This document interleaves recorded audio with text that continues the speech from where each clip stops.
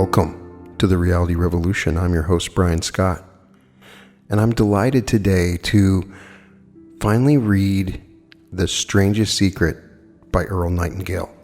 This is one of the most famous short spoken word segments in the history of radio, and it changed everything. It's such a powerful 20-minute to 30-minute presentation.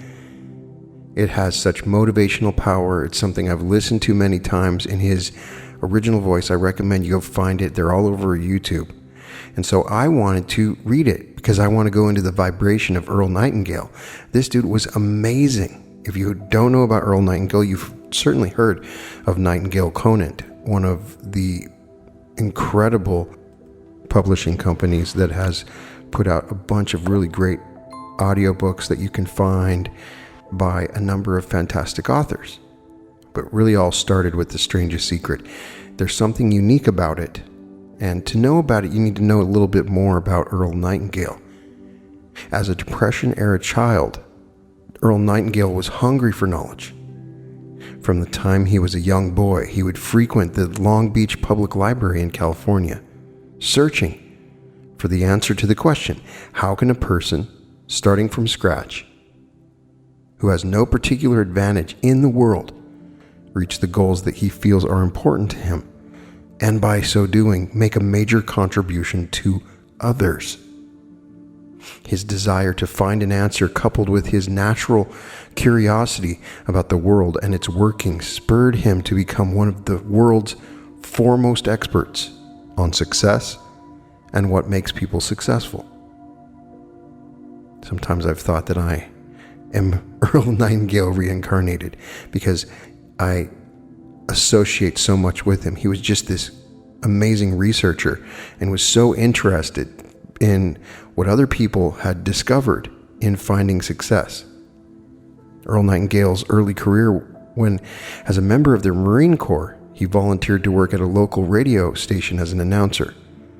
The Marines also gave him a chance to travel, although he only got as far as Hawaii when the Japanese attacked Pearl Harbor in 1941. Earl managed to be one of the few survivors aboard the battleship Arizona. After 5 more years in the service, Earl and his wife moved first to Phoenix, then Chicago, to build what was to be a very fruitful career in network radio. As the host of his own daily commentary program on WGN, Earl Nightingale arranged a deal that also gave him a commission on his own advertising sales, and by 1957, he was so successful, he decided to retire at the age of 35. In the meantime, Earl had bought his own insurance company and had spent many hours motivating its sales force to greater accomplishments. When he decided to go on vacation for an extended period of time, his sales manager begged him to put his inspirational words on record. The result later became the recording entitled The Strangest Secret, the first spoken word message to win a gold record by selling over 1 million copies. In The Strangest Secret, Earl had found an answer to the question that had inspired him as a youth, and in turn found a way to leave a lasting legacy for others. About this time, Earl met a successful businessman by the name of Lloyd Conant, and together they began an electronic publishing company which eventually grew to become a multi-million-dollar giant in the self-improvement field. They also developed a syndicated 5-minute radio program, Our Changing World, which became the longest-running, most widely syndicated show in radio. When Earl Nightingale died on March 28, 1989, Paul Harvey broke the news to the country on his radio program with the words, "The sonorous voice of the Nightingale was stilled."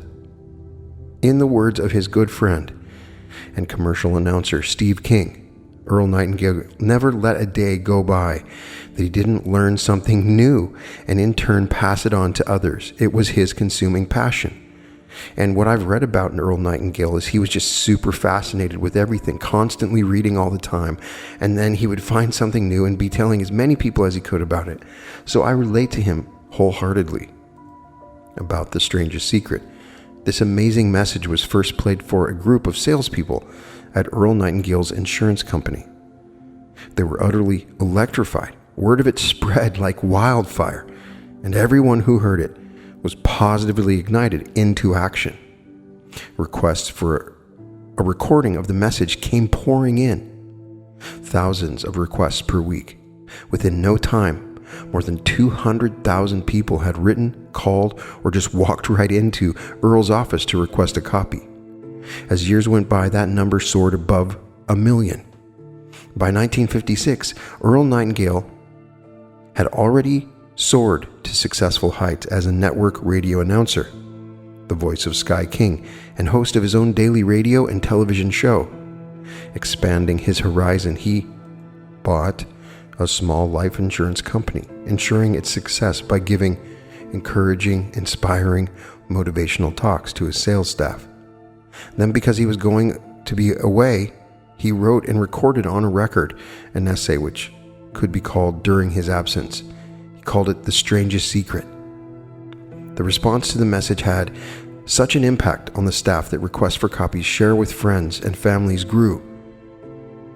Columbia Records filled the request, and within a short period of time, sales soared to over 1 million copies, earning a gold record, the first and only spoken record to ever read gold.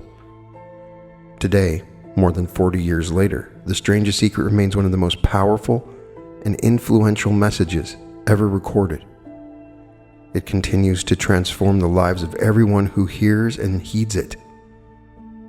Prescription for success. Listen or read twice a month for the next 10 years, then once a month forever.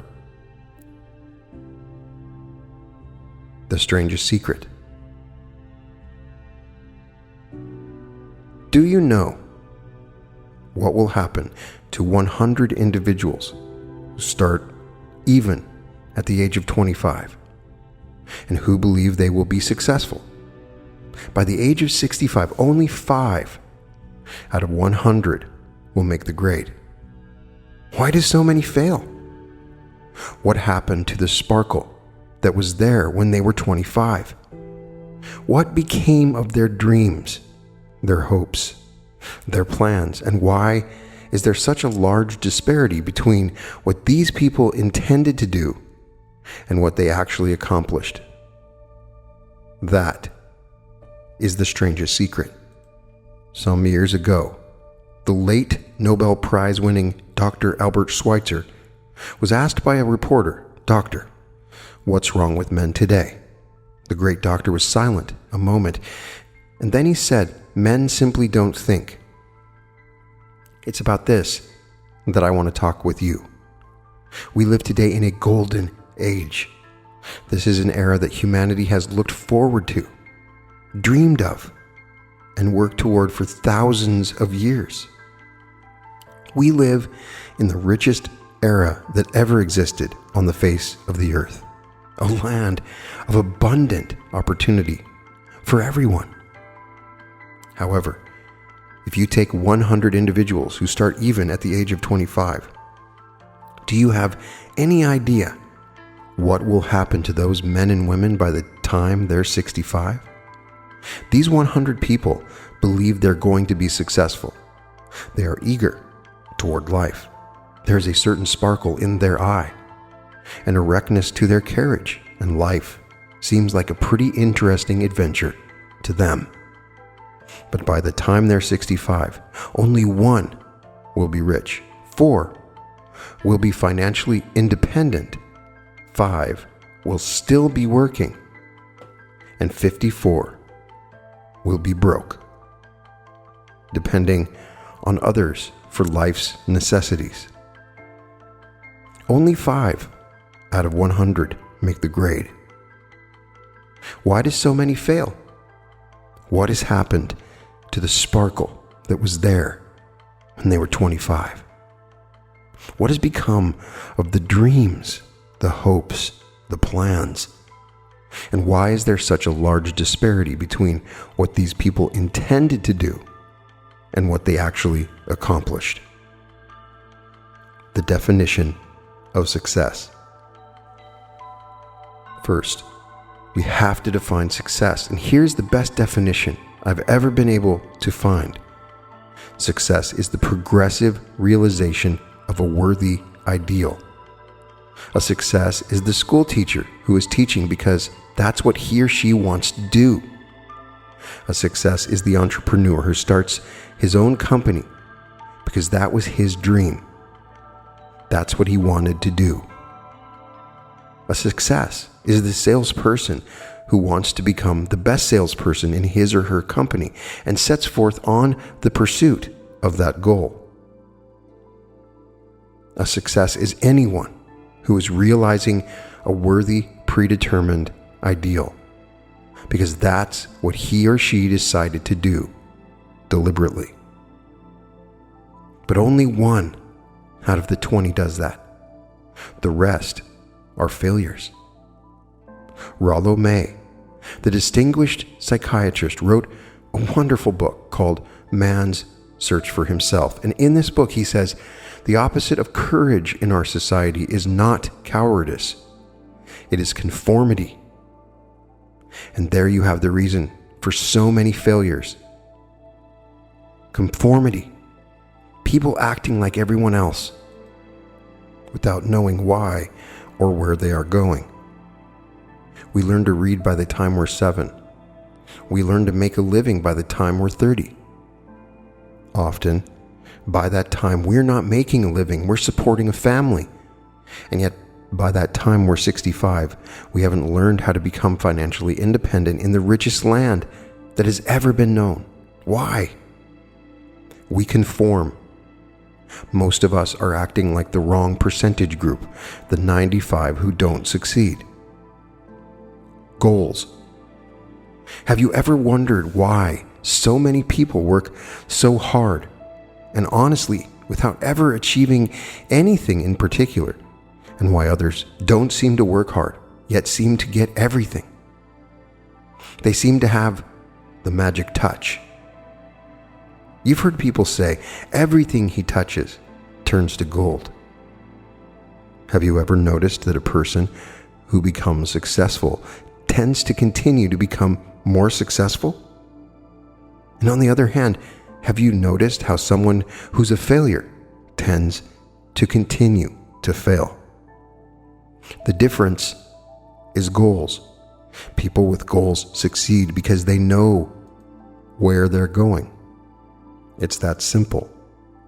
Failures, on the other hand, believe that their lives are shaped by circumstances, by things that happen to them, by exterior forces.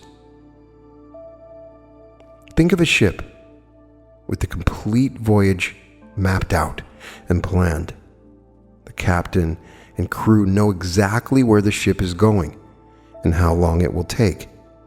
It has a definite goal, and 9,999 times out of 10,000, it will get there.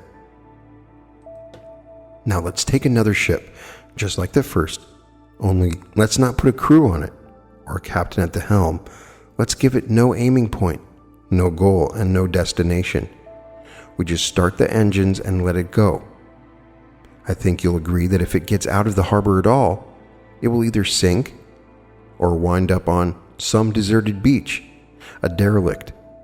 It can't go any place because it has no destination and no guidance. It's the same with a human being. However, the human race is fixed not to prevent the strong from winning, but to prevent the weak from losing. Society today can be likened to a convoy in a time of war. The entire society is slowed down to protect its weakest link, just as the naval convoy has to go at the speed that will permit its slowest vessel to remain in formation. That's why it's so easy to make a living today. It takes no particular brains or talent to make a living and support a family today. We have a plateau of so-called security. So, to succeed, all we must do is decide how high above this plateau we want to aim. Throughout history, the great wise men and teachers, philosophers, and prophets have disagreed with one another on many different things. It is only on this one point that they are all in complete and unanimous agreement. The key to success and the key to failure is this: we become what we think about. This is the strangest secret. Now, why do I say it's strange? And why do I call it a secret? Actually, it isn't a secret at all. It was first promulgated by some of the earliest wise men, and it appears again and again throughout the Bible. But very few people have learned it or understand it. That's why it's strange, and why, for some equally strange reason, it virtually remains a secret.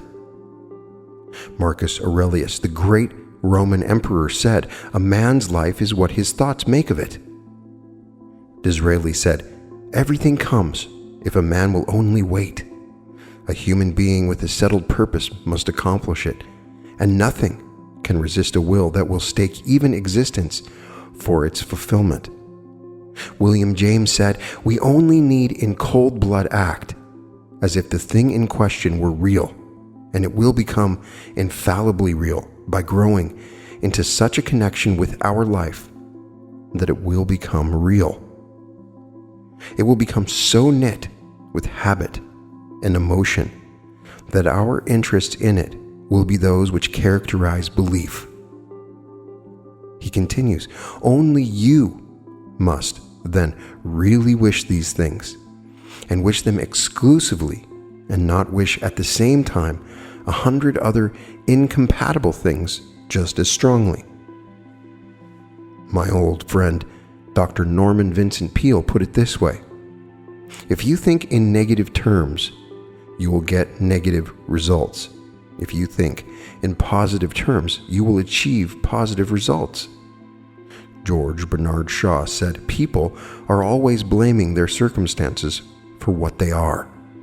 I don't believe in circumstances. The people who get on in this world are the people who get up and look for the circumstances they want. And if they can't find them, make them. Well, it's pretty apparent, isn't it? We become what we think about. A person who is thinking about a concrete and worthwhile goal is going to reach it, because that's what he's thinking about. Conversely, the person who has no goal, who doesn't know where he's going, and whose thoughts must therefore be thoughts of confusion, anxiety, fear, and worry, will thereby create a life of frustration, fear, anxiety, and worry. And if he thinks about nothing, he becomes nothing. As ye sow, so shall ye reap. The human mind is much like a farmer's land. The land gives the farmer a choice. He may plant in that land whatever he chooses.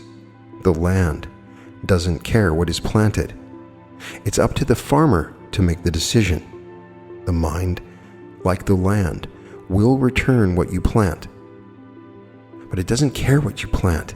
If the farmer plants 2 seeds, one a seed of corn, the other nightshade, a deadly poison, waters and takes care of the land, what will happen? Remember, the land doesn't care.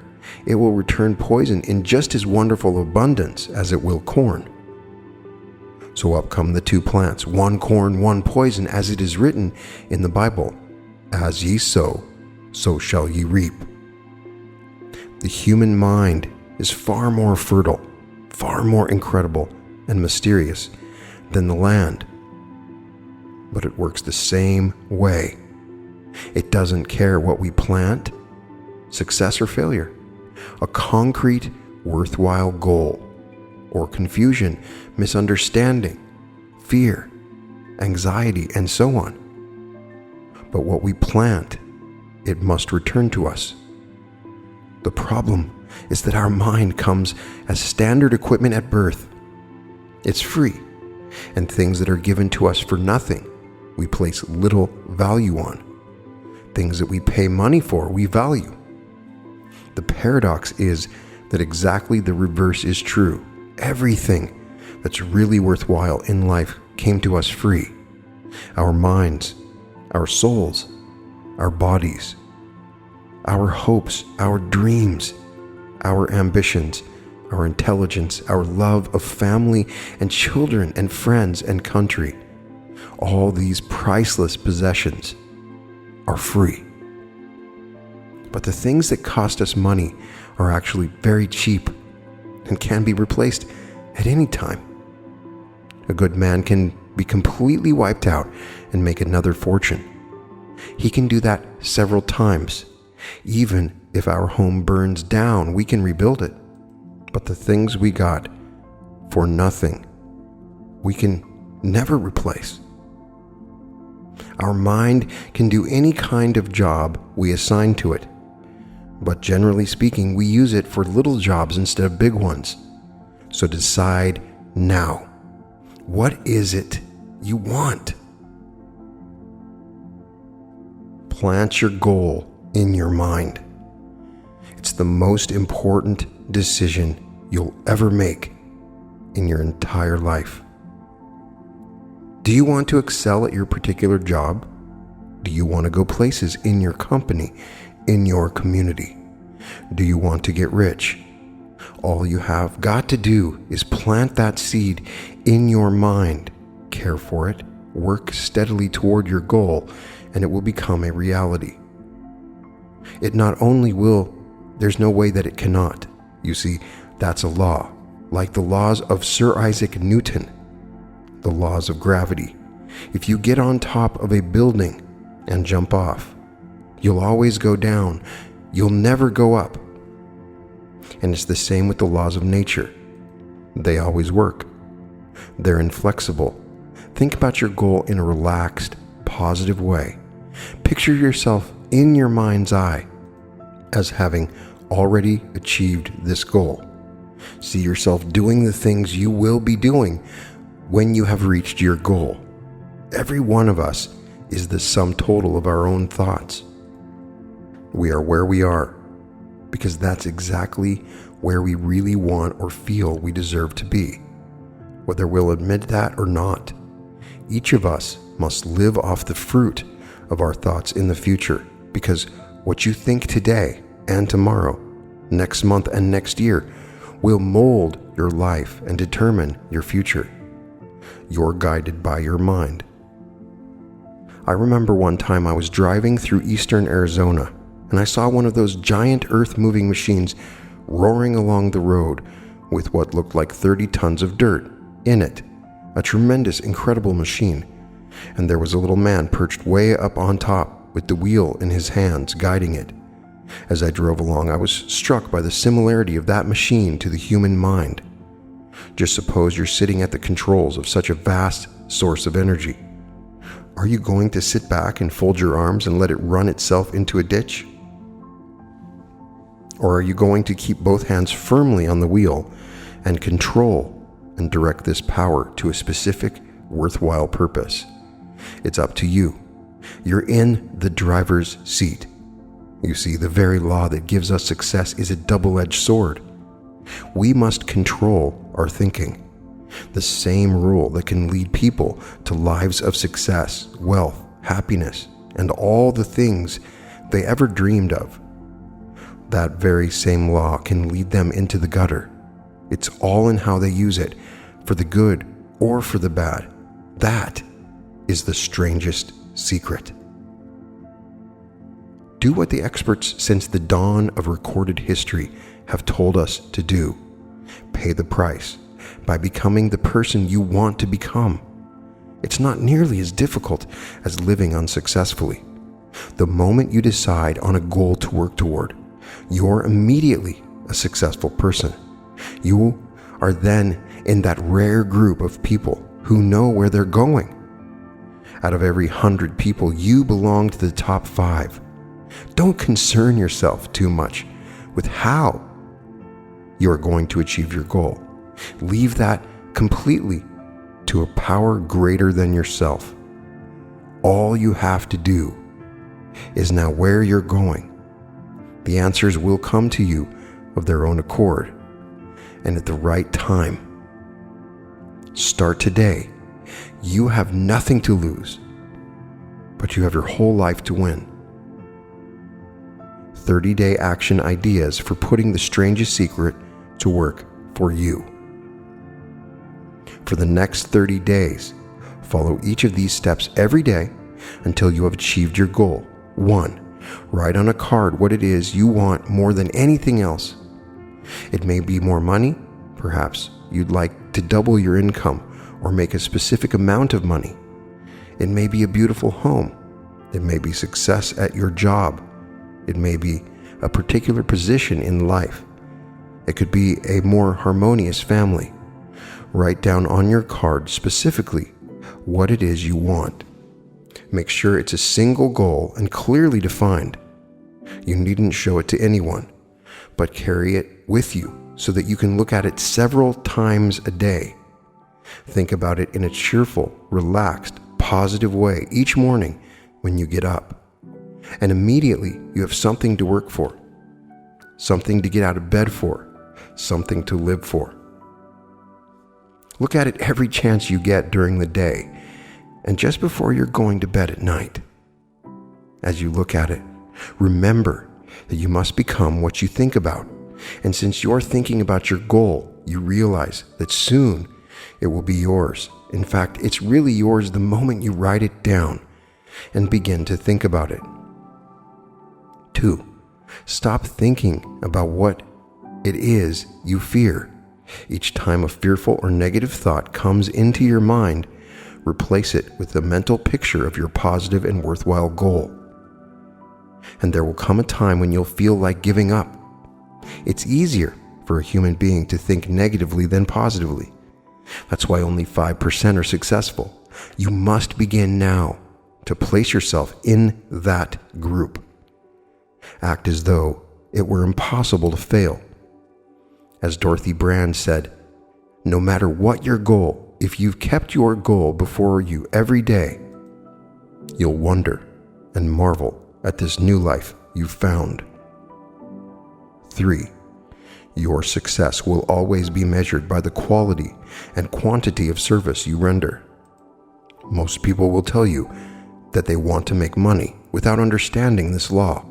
The only people who make money work in a mint.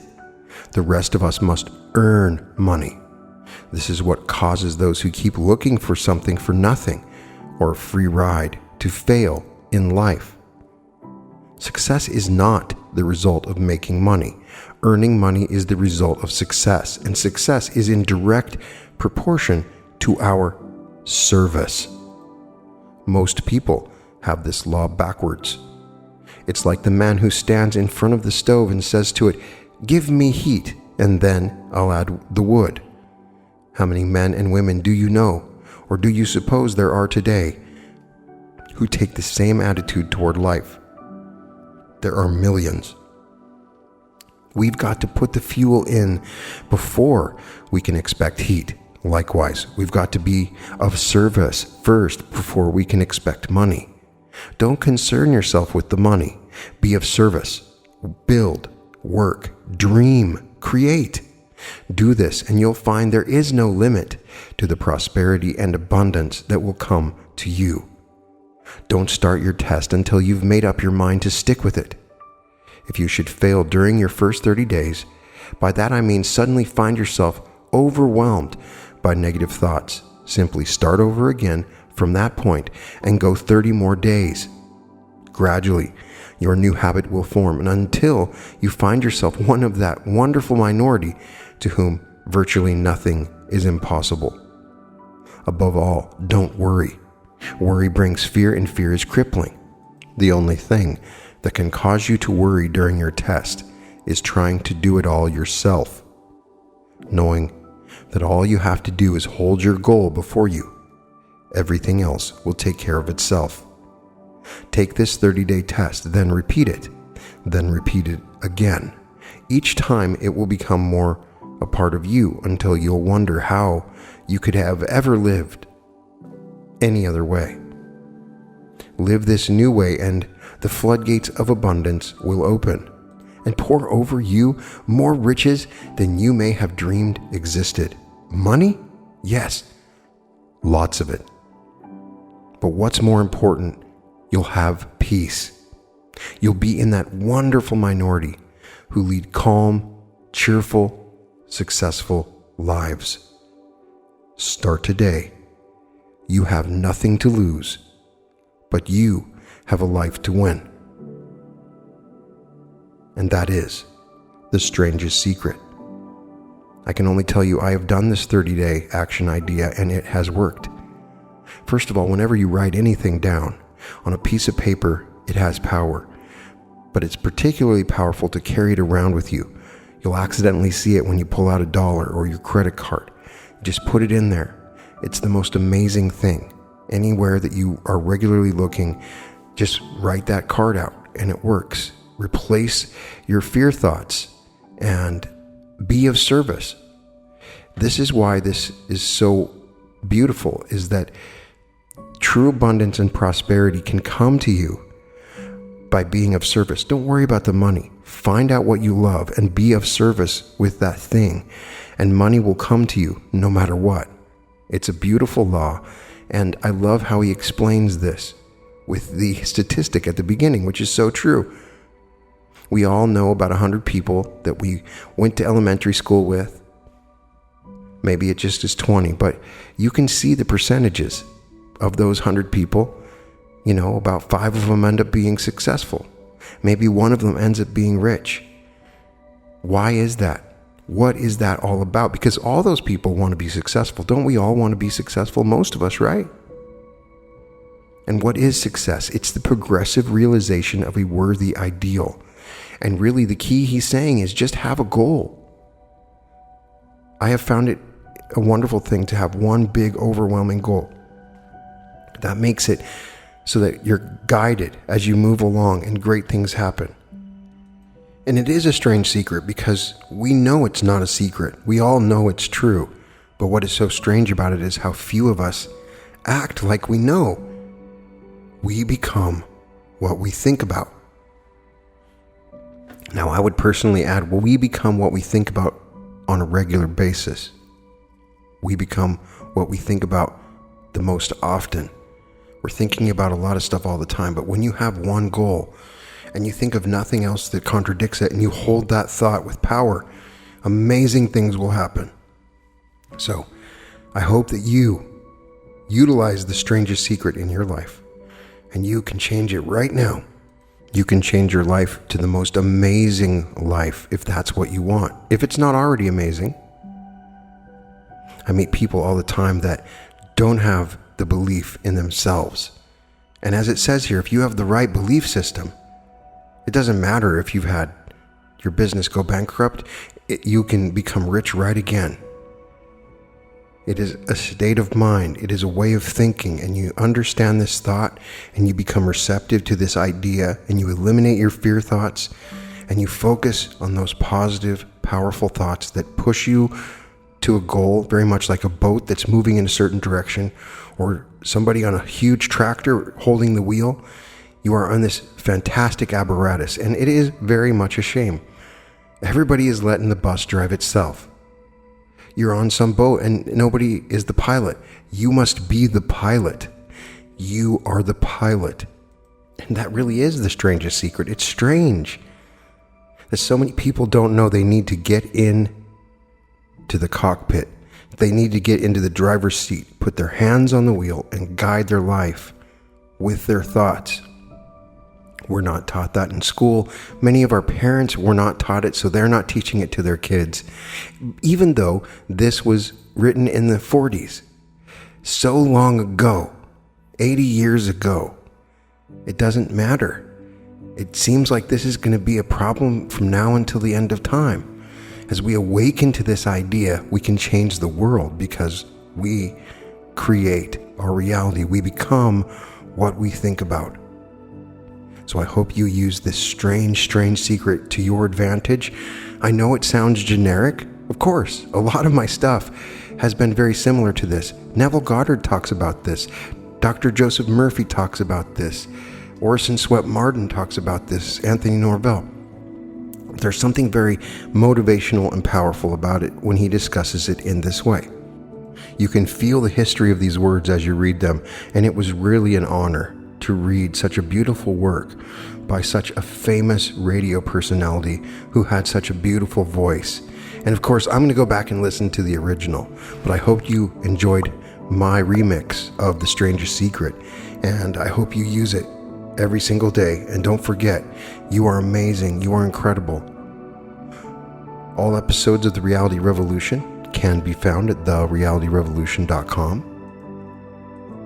Join the Facebook group where we talk about this stuff and more, and you can find about events and other unique options that are available through this channel. When you get a chance, buy my book, The Reality Revolution, The Mind-Blowing Movement to Hack Your Reality. And welcome to the Reality Revolution.